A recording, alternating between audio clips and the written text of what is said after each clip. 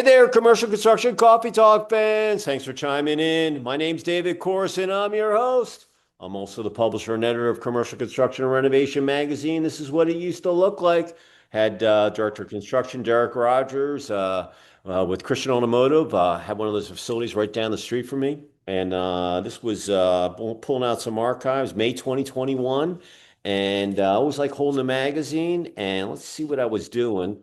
Oh, I got my Georgia Swarm lacrosse shirt on, and I was at one of my hybrid events that I did during the roller coaster that we've been on, and I was just looking at listening to some audio and what everything was going to look like, and it was a great studio, uh, and I had a great event there, and just memories. But actually, I have my hair wasn't as gray there. Wow, I'm just I just turned 62 last week. And but I had a little more hair and it wasn't as great, but it's always nice to look at the magazine. And but we went digital in August of 2021 was the last one that we printed. And don't miss the post office or the printer. And it's been an amazing transformation from print face to face to digital. And we're on had about just under 49 million people hit us last year consuming content, finding us on the web. And this year we're on pace to about 70 or 80 million. Couldn't have done it with all you out there. So thank you so much.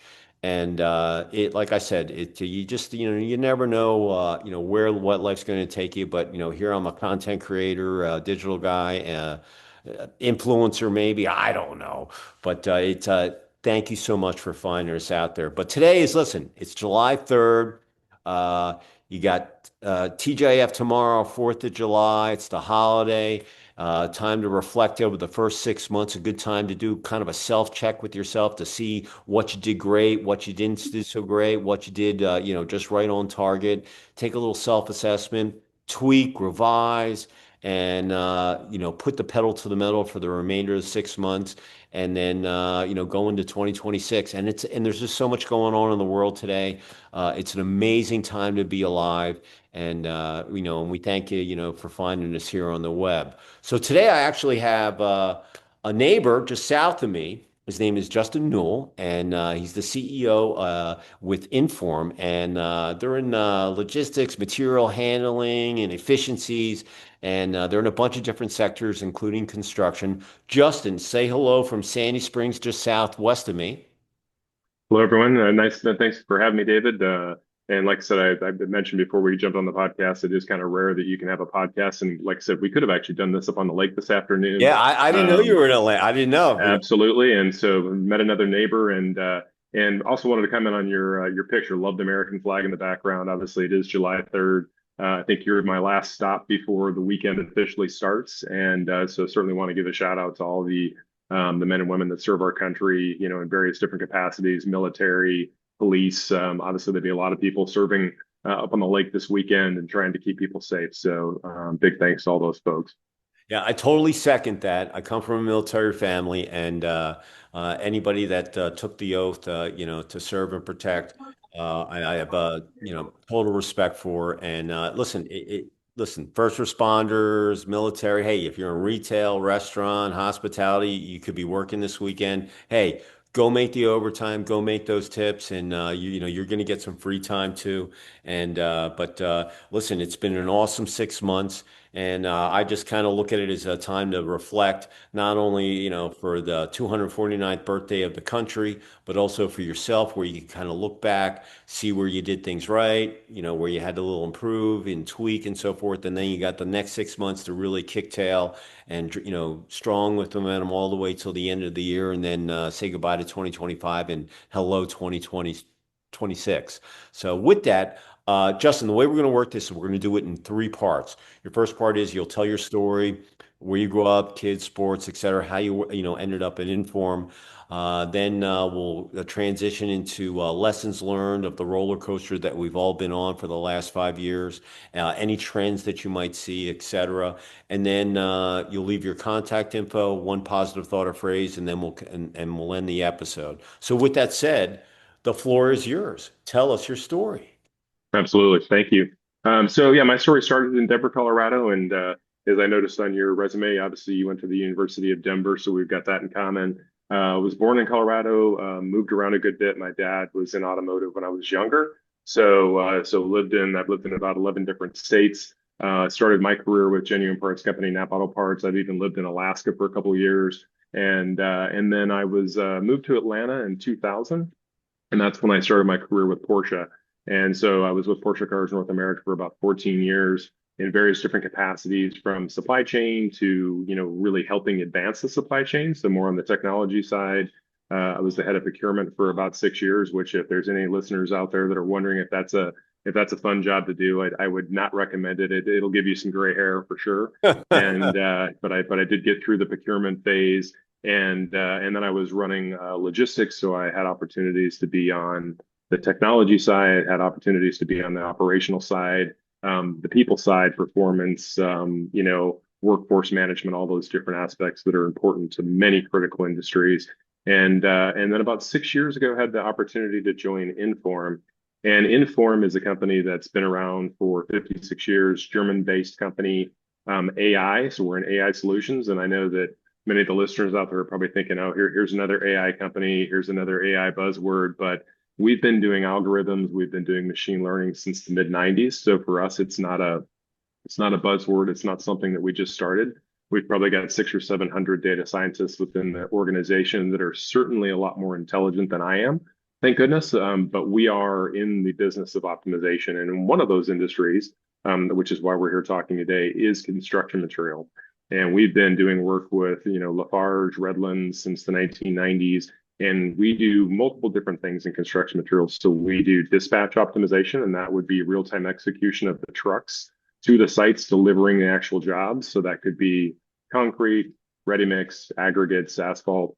And then we're also doing work in large scale construction site management, where you might be building a 22,000 acre data center site, or it could be something like, you see these new AI, the United States just announced a partnership with UAE for $1.4 trillion, where they're going to build these AI mega centers.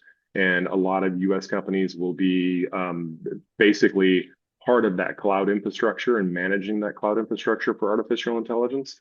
And so if you think about a project like that, where you're building a large scale construction, you may have anywhere from 500 to 800 trucks per day over a 6 or 7 year window, building that type of a project. And you always have a couple things. You have one, the inbound throughput of the trucks. It could be that the trucks are delivering to a location where there is no building. It's just a plot of dirt. So using geofencing, using apps, making sure that the drivers are informed, making sure that your planning department. So if your general contractor is looking at all these different aspects coming inbound, how are they managing all the different trucks? How are the planners for the actual deliveries? How are they scheduling them in the right way? And really, how are you optimizing workforce and all these different things? So that's just one aspect of what Inform does. And yeah.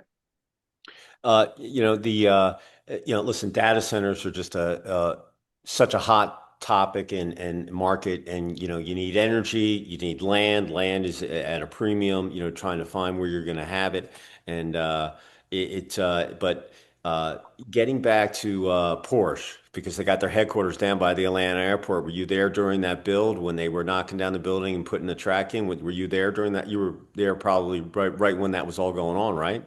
I sure was. Yeah, I didn't actually. I left just before the staff made the transition into the building, but I was there during all the planning phases, when it was the old Hapeville GM plant that was there before, or I'm sorry, Ford plant, the old Ford Or plant yeah. that was sitting there. And so they had to do they had to haul a lot of the dirt off site because it was, contaminated dirt. So they had a lot more than they originally bargained for to build the location there. But trying to incorporate a headquarters, trying to incorporate a track, trying to incorporate an experience where you could not race cars, but where you could test them to their full ability around the track. That was the location that seemed to make sense. Plus, you're right next to the busiest airport in the world. You're getting 110 million passengers per year coming into the Atlanta airport. And if you had asked me back when they were kind of planning that, could they book out and have people constantly spending, let's say, $700 per day, or even $1,200 to drive these cars while they're at the airport, I would have said no. Well, I would be wrong. So they've done really well. at having paid guests drive the cars and experience the cars while they're laid over at the airport, while they're coming through. So it's been a smart move. But I think a plane goes over the building about every 41 seconds. And obviously, you probably remember Nathan Deal, but he was our governor Yeah. when that site got built. And even during the speech on site, it was every 40 seconds there was a plane going right over the top of the I building. was just going to tell you, it was like I've been here since '92, so I went through all the Olympic builds, and every time I flew in, I would go over the Ford building. Then I watched that whole thing get plowed, and I watched that whole facility get built. Kind of in a time lapse because I'm a million miler and not proud of it, but I am. I've got my bracelet, but Yep. I would come You and me over. both. We would go over that building and you'd be like, oh wow, they got that. Oh, they got the roof up. Oh, they're putting the concrete, they're putting the track in, and it was so cool to see in real time, not like a video. You fly in and you go, and like you said, but I would fly over that thing and saw the whole thing get built. It was awesome, and Yeah. and it, Yeah. and it was great for the city because listen, there's only Porsche's an icon in just high performance sports engines and cars, and yeah, I just thought it was a great gig. And listen, that Ford plan had someone had to do something with it, and at least Porsche was smart enough to have the vision to say, hey, we can reuse this area and renovate it, and you'll have an icon, a global icon right here at the busiest airport. I mean, what an awesome vision someone to have there to do that, in my opinion. Yeah, no, I agree. And Mercedes-Benz, they followed suit after that. They also put their headquarters here in Sandy Springs, and they're in the process now of moving all of their design research. Everybody will be coming to Sandy Springs in the next year or so. They just announced. And then you also have talking about old automotive plants, but you had the old GM plant up in Doraville, and they've now turned that into Assembly Atlanta. So that's one of your biggest movie production facilities. And of course, many people don't know, but I mean, obviously, Atlanta's become the Hollywood of the South. And so a lot of movie production here. The state's done a good job at really bringing movie production into the South. And that's a huge revenue generator. It's a big job creator. And so it's really been fun to watch. That Doraville plant, that's about, I remember we lived in Tucker when I first came here, so it was right down the road. And when they were trying to figure out, okay, we need to redevelop, what we're going to put in there, they were thinking about putting a stadium there and this and that. And then they did the film gig. And I thought that was, once again, another person had another vision saying, hey, we can do this. And nothing against, over out in the West Coast with Hollywood, but hey, Atlanta, believe it or not, is a mecca of film production. It's just amazing what they do. I mean, Yeah, it's just the reality of it. And absolutely. but once again, it's I always like people. I like new construction. I'm old school. I like the old construction, but I like when people can, they put the new look with the old architecture and so forth. But then if they take a piece, like up here in Gwinnett, they have the old Gwinnett Mall. Someone's got to redevelop it. I don't know what they're going to do with it, but I don't even. It's a large piece of swat of land, that concrete, but someone's got to do something with that area, and whoever has the right vision, man, they're going to go to the bank and retire because something's got to be done. But it's just sitting there. It's just waiting for the right person with the right connections that say, hey, we should do this with this. And so, Yeah. yeah. But your Denver days, we were speaking before we started. I was in there in the 80s, and downtown, the oil boom had just it went down. So there wasn't many people. A bunch of new buildings were built, but they were all empty. And I was a lacrosse hockey player at DU, and I have fond memories. I skied the glacier, Cherry Creek Reservoir, and then all my friends after graduation. I did my retail training out at Levittson, out in Lakewood off of Route 6.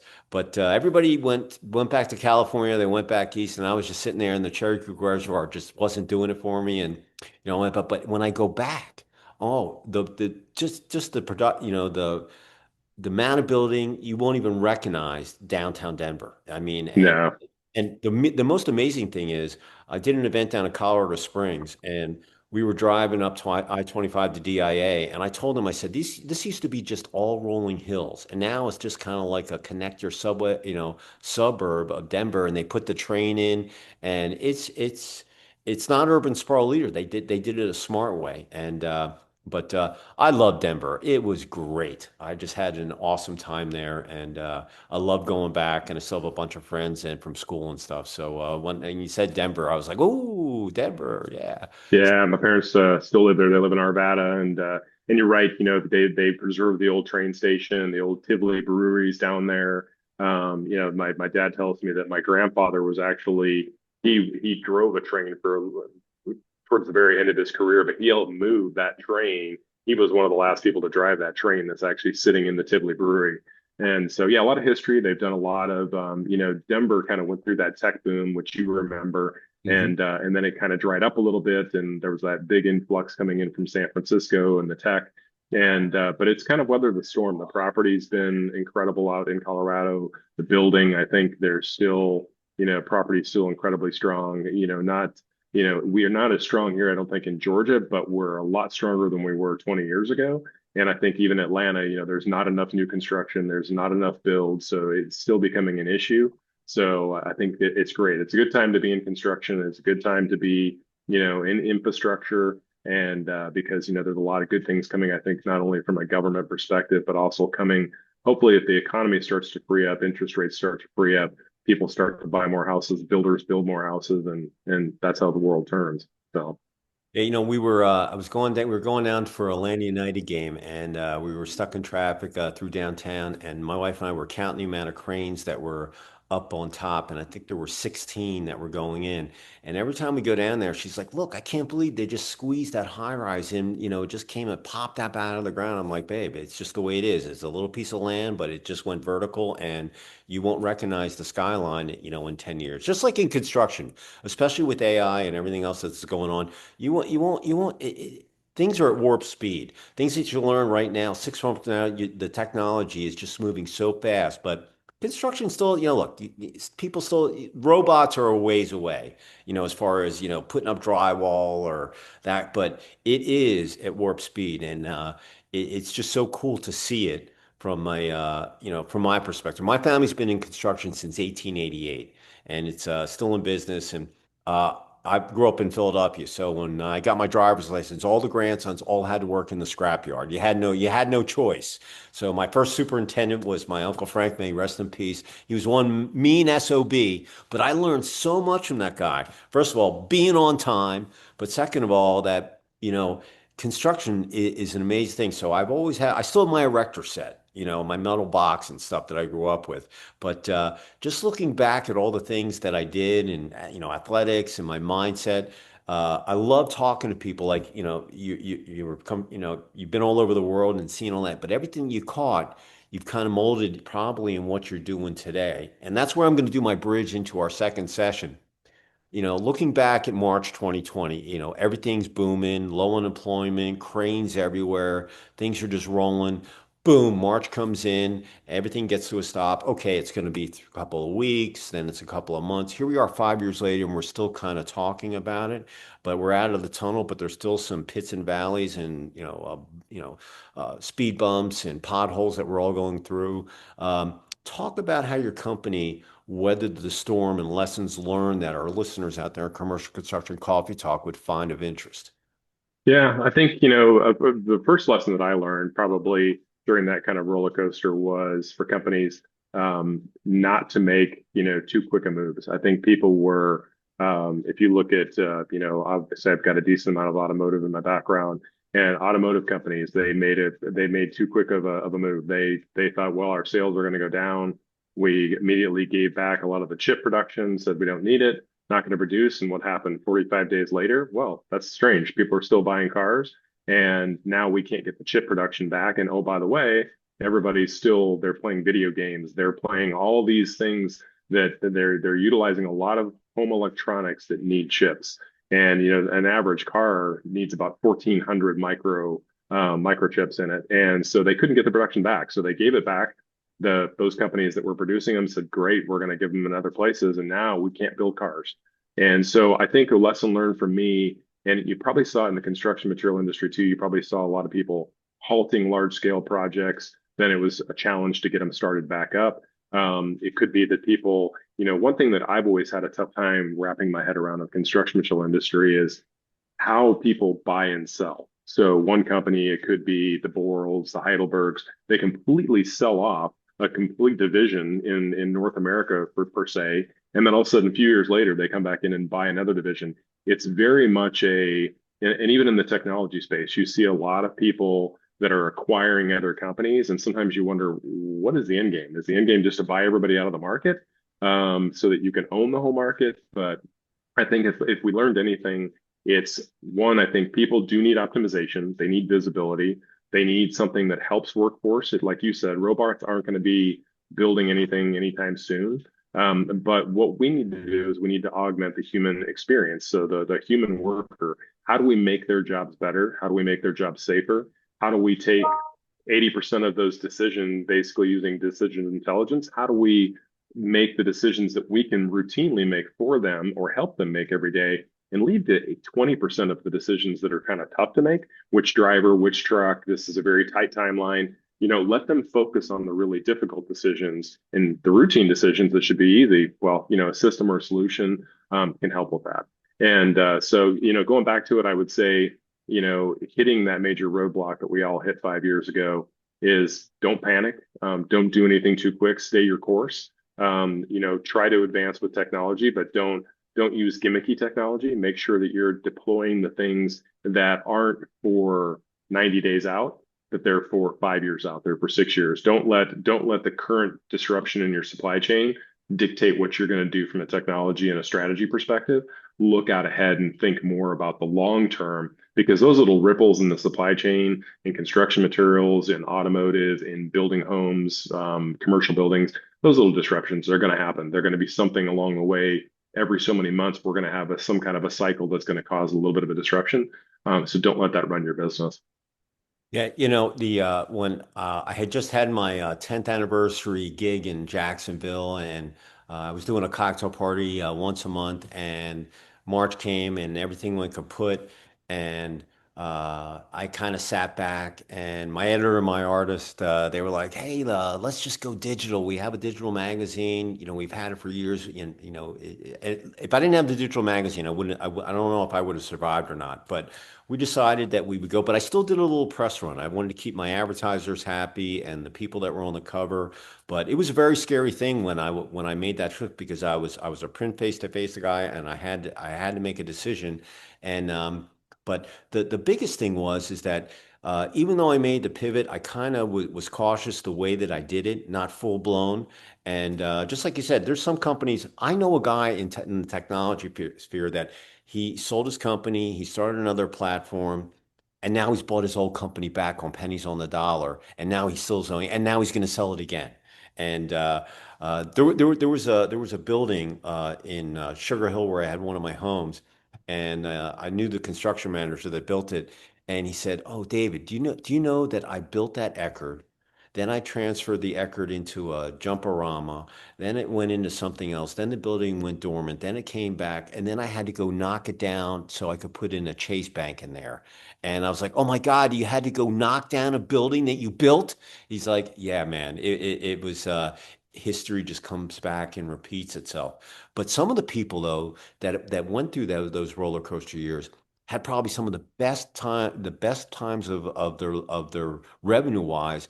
The only thing that slowed them down was they couldn't find superintendents, they couldn't find the project managers, and the labor was an issue, and then as well as product, trying to find it. But they learned more about their company, they more about themselves, and how they wanted to run their firm. Now that the toughest thing was how do if they let their employees work out of their home, how are we going to get those guys back? Do we have to go hybrid? Do we do it a couple days a week, or do you, that's probably one of the toughest things I think that business owners, whether you have a construction company or whatever it might be. But the cool thing here in Georgia, we really never shut down. So there were three construction projects that were going on in Swanee where I was living at the time, and they were building a fire station, an old folks home, and they were putting in a park. But those guys, those construction guys, were out there right off their way, and listen, I look at construction workers during that whole time as first responders.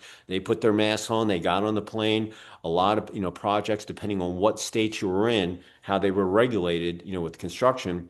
was going to determine how well your project was going to be. If you were in, up in the north where they were much more stringent, if you were doing, let's say, a bathroom remodel where you had to be close together, you probably didn't get that done. But if you were on a highway federal project and you're out, outside and whatever, it wasn't a big deal. So, it really depended on where you were. But I really think that and AI, if it wasn't for AI, I do not think, and this is my own opinion, I do not think that it would have gone as smoothly as it's gone because AI really, the people that embraced it, even though it's been out for a while, and listen, I knew it was out there for a while. Like you were, it's old school for you. So, but the people that, embraced it and applied it correctly, they learned a lot because AI it can speed things up. It can, make you more efficient. And if you apply it and prompt it, if you're a prompt programmer, that's what you have to do with AI. You have to teach it and to work for you. Those companies made the transition, so much smoothly than other ones did. But it was really interesting though. But I've had all sorts of people on this, engineers, contractors, all sorts of people. But they all said it was really just the labor was the toughest thing to deal with, because they would have done more projects, but you never want to bite off more than you can chew, because in retail, everything's done from the opening of the store. The circulars are printed, whatever. And if you don't make that deadline, it's a small little industry. Reputation is everything. And so, it was really interesting to see how people have come. But now I think a lot of people are bullish on I think it's the most amazing time to be alive right now because the economy, they lower interest rates, building, buying cars, the economy is going to explode. We just have to make sure that people are, we have enough people to fill all those jobs. That's the biggest thing. Am I right or am I wrong? Maybe I'm going. No, absolutely. No, I think you won the skill trade. I think that we continue to focus, at least here in North America, on the skill trade. And I went to a German American chamber event, and they talked about the superpowers of Canada, Mexico, the U.S. coming together in more of a production environment because you've got the skilled labor, you've got the resource, the land, you've got the minerals, you've got a lot of the things you need.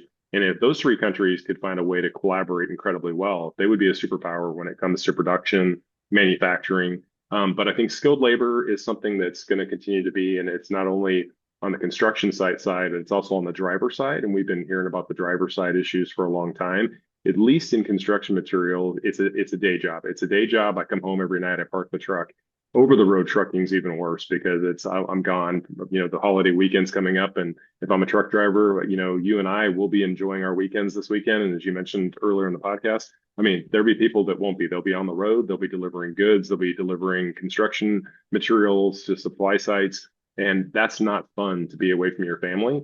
And so, I think again, we have to figure out better ways to plan that staff, that labor, be more efficient in how we do that. So not only from the scheduling side, but from the truck side, don't make a truck sit outside of a plant for 2 hours. Make sure that they can get in and get out. They have visibility. They've got clear instructions when they arrive on where to deliver the goods. Even if it's just a plot of land or a couple acres or a solar panel farm that's being constructed, make sure that they can do their job, get out, and get back on the road and get loaded. And that's the best way that I think to interact when you've got labor issues is how do you augment them? And artificial intelligence, that's one aspect is, how can you better plan and optimize your operations to the good, certainly of the bottom line and the profit, but really, how do you best support, augment, and do the right things for the labor? Because humans aren't going anywhere anytime soon. They're not going to be replaced by machines. And but together, the digital intelligence and the human intelligence make the best combination. And those two just have to figure out what's every company's best combination of that. I'm a big proponent of skilled labor. Like I said, I came from a construction family, and they're still doing it. And my son, he did the skilled trades route, and he first one he was flipping bikes and cars when he was 16, and he went to the high school. He wasn't interested in English and history. He just wanted to work with his hands. And they had a shop class there at North Gwinnett, and They said he didn't have the mask on, so I went in. We had a meeting with the counselor and the principal, and I said, look, if there's one kid out of the 3,000 kids that go to this school, okay, it was big athletic school. If you're an athlete, but if you weren't, and he was a lacrosse player. I took him out when D won the national championship. We went out for alumni. I played in the alumni game. He saw everything, my fraternity, and thinking he was going to be D1 and everything, but uh, we sat there and I said, look, you need to put, he doesn't have the mask. He'll figure it out. So they wouldn't put him in the shop class. So I yanked him out and we put him on an online school. He worked in the local garage and he waited tables. He went to school and we found this place called AIM, Aviation Institute of Maintenance. And he did a 2-year program. He learned, welding, sheet metal, woodworking, avionics, jet engines. He can work on anything. Like he could be in a boiler in a healthcare facility. He could be in an Abrams tank. He could work on any of the jets that are flying today. And he spent 3 years at Boeing. He's at FlexJet, and now he's going down to work for Gulfstream, and he's moving, I think, in August from Dallas to West Palm. But I try to push, people if you have kids out there and they're, seventh, eighth grade, and they're trying to think out what they're going to do, and not everybody's going to play D1 lacrosse or ice hockey. I'm just telling you that. I had that dream. Yeah, And or soccer. I was a soccer guy for yeah, 24 years, yeah, so exactly. There you go. So, but if you can plant that seed and we can get one more person to come into the trades, because in the aviation industry, there were 600,000 people that were going to retire over the next couple of years. And if you don't want things to be moving, let alone trucks, just think about planes. And when the roller coaster started, all those planes and the airports closed and all that, someone had to maintain all those. You can't just let them sit. And yep. uh, being a plumber, being an electrician, being a PM. I can go down the road, being a flooring installer, all of that stuff. Maybe it's the culture that we're in, but everybody, oh, it's blue collar. There's nothing wrong with that. And we need it because someone's going to have to build those data centers. Someone's going to have to build those AI facilities. And, you want to make sure that, that we have that labor force. So, I created a student newsletter and I pitch it and I'm like, look, if you knew someone as someone, and you got to get to them before they get into that high school where I got to go to Duke or Florida State because they've got the pool and the commons and all that and all the flashy stuff, but then they come out and they don't know anything. And They don't know anything, and they don't have anything. So in some cases, they don't have anything that applies to the real world. And exactly. and what they do have is a big student debt. And like I said, if you go into the trade school, I'm a big proponent as well that if you want to give subsidies for certain things, give it to people that want to go into trades. Plumbers, electricians, AC, heating, and like I said, you think about what your son does with aircraft. I mean, that's one of the biggest, largest industries from a revenue generator, from a job perspective. And when those aircraft can't run or they're sitting in the hangar, that's revenue loss that the airline loses. And you think about downstream, the effect of the revenue, the people that couldn't fly, maybe they couldn't get to a meeting. And so it's a hugely important area. And auto techs are the same thing. Most auto manufacturers are finding ways to make sure that they've got some type of a training program that is putting kids that want to come directly into being a tech, working on brand new Mercedes or Porsches, and 6-digit income being a tech, that's not far to reach for. You can definitely make it. It was funny because he goes, I want to be an automotive tech. He was going to go to automotive tech school. I said, look, if you don't have your own shop, you're not going to make the big bucks. You're gonna work for a dealer and what have you. He goes, well, I'll be a motorcycle tech then. I said, well, once again, you got to have your own shop, but you have to do it in a warm place because you want to be able to work on bikes all year long. And then he found this aviation gig. It was an old shop. It was an old grocery store that was in Duluth, and they bought it out. They actually have a little taxi runway. So we took a tour of it, and I think they have 20 schools around the country. Anyway, 2-year program. You learn all this stuff, and then you get this thing called an A&P licenses, which is airframe and powertrain. And it takes about a year. There's 5 tests, and you're FA certified. And he applied. He got hired by Delta, and his first day down there, a recruiter called me. He wasn't even there 3 hours. He calls me, and he goes, "Dad, I just had a recruiter call me. they want me to move to Charleston, South Carolina, and work on the 787s in the plant and build them. And I said, well, but they're going to pay me like 5 or 6 times what Delta's going to pay me. And I said, well, what did your boss say? He said, get the hell out of there. And I said, okay. And he had never lived away from home. I went to prep school, boarding school for 4 years, and and I was like, hey, go for it. So we came home, we found a house, he went over there. First year he worked in the plant on the 787, saw everything, worked on the whole plane as a contractor. Then they hired him on full time, and then this job came up for flight operations, where he would work on all the planes that came out of the construction facility, and he would get them ready for delivery. And the delivery building was beautiful. And these are $350 million airplanes, depending on how they're outfitted, and or any of the planes that they sold that they would need to get tweaked, they would come back. He could be in the cockpit doing avionics. He could be in the wheel well. He could be in the restroom. It didn't. He knew everything, and we went there for Family Day, and there must have been 20,000 people out there in Charleston. I'm telling you, I know Porsche has awesome facilities. I can't imagine. But this thing was like a surgical center. I mean, the paint booth area, the assembly line, safety was such a huge issue.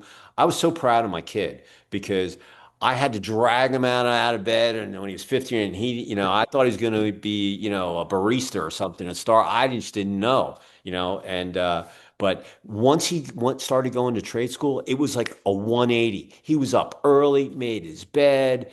It was like such a transformation. So I lived it with my kid, and I am such a proponent of the skilled trades out there. But you have to get them before they get that taste of, oh, let's go and do the con. And listen, I went to a 4 year college, but Oh I yeah, was there to play hockey and lacrosse. I wanted to play professional hockey, and that was my gig. And but here I am. I'm a publisher, so it. I'm so glad that I love talking to people that want to do something for the trades, because it's so important just for the world in general. If we want progress, you got to have people that know how to do stuff with their hands. absolutely. So, No, that's true. That's yeah. true.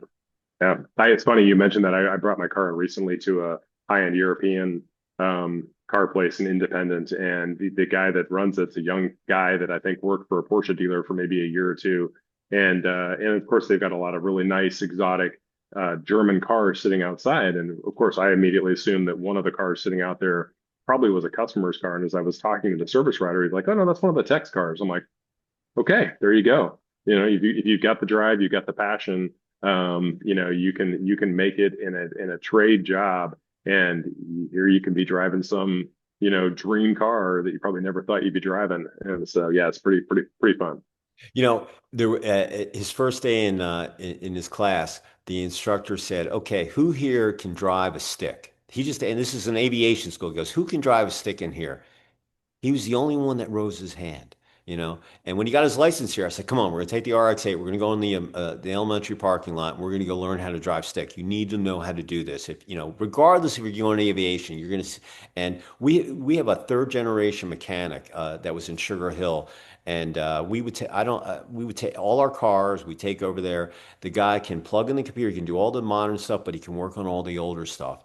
And to me, those people are they're getting older, they're dying off, they're passing on, and it's just when you meet one of those individuals, it's just such a rare thing. You can find them these days. But he goes, "Dad, I was the only one in there that could drive stick." I'm like, "Yeah, didn't I tell you?" He's like, "Oh, I can do the paddles." I'm like, "No, no, no, no, man, 6 speed. We're Got to gonna be old school. yeah, you got to be old school." So, Yeah, uh, that's true. listen, if someone wanted to reach out and talk logistics and AI and construction materials, and the point that you made about the trucker, hey, if he's coming in there, you got an 18-wheeler coming in, it's full to the brim. I don't care if it's full of furniture or parts or whatever. That whole thing, if they wanted to, bounce questions off you on just that mindset, how would someone reach out to you? Yeah, so first of all, our website is it's inform-software.com. And again, we're in everything from production to aviation planning, maritime crane optimization. You see these big cranes that are moving containers. It's our software that's helping stack and figure out which way the crane should go to make the next move. And then automotive, construction materials. Our website has a lot of information depending on the vertical that you're interested in. And then for me personally, obviously my email is Justin, Justin .Newell, Newell at inform-software.com. And like I said, for me, it's always been personal when younger people are coming up in the industry. We all at some point we had a mentor, we had people that impacted our careers, taught us about the industry. So I love to talk to people. I love to help people. I'm a big networker, some for work, I think, because you're doing it because it makes sense to try and get new leads. But a lot of it's just giving back. A lot of it's just how can I help somebody else elevate their career, maybe go into something totally new that they never thought, kind of like your son. He probably never, envisioned himself being in aviation. But here he is, and he's probably loving it. And so yeah, I'm big when it comes to that kind of a thought process of giving back and engaging with people. So I'm gonna put that in your description, but when I edit the video, I'll put your website and your email in there as well. And so if you're out there in commercial construction coffee talk land and you're thinking about the same wavelength that we had just had our discussion on, and you want to talk to Justin, I'll put his contact in there. You guys can have a conversation. So as we finish up, if there was one positive thought or phrase that you'd like to leave with our listeners, what would it be? I think one positive thing that I think about is that you hear a lot of people and sometimes don't give up on stay the course, don't give up on your mindset or what you're thinking about, or if your things can be a little bit challenging. I think our country, you said it when we started this podcast, we're right now is a great time to be alive. There's a lot of exciting things going on. Geopolitical, I mean, people have different opinions about what's going on with tariffs and all these. But I think the right size and the rebalancing of what will happen globally with global trade in let's say, the next 6 to 12 months, I think it's in the process of happening. Construction materials, there's a lot of infrastructure projects, a lot of money. If interest rates go down here in the next, let's say, a couple of months, auto manufacturing will boom back to where it should be. Construction, new homes, commercial real estate, all those different things will come back in a big way. And anybody that touches those industries in any way, shape, or form should benefit. So I would say, and again, the other thing that I would also leave as a positive, and I think we already touched it, is the trade skill. All these industries that we play in, and I always tell our team that, be very fortunate that we can work remotely. We can do some of our job remotely, virtually, but the people that we support, and I think you said it early on, they're in the job. I mean, you can't work a construction site remotely. You've got to work it right on, hands on. You can't support aircraft, do maintenance. You can't turn flights, 20,000 flights a day by doing it from home. You've got to show up.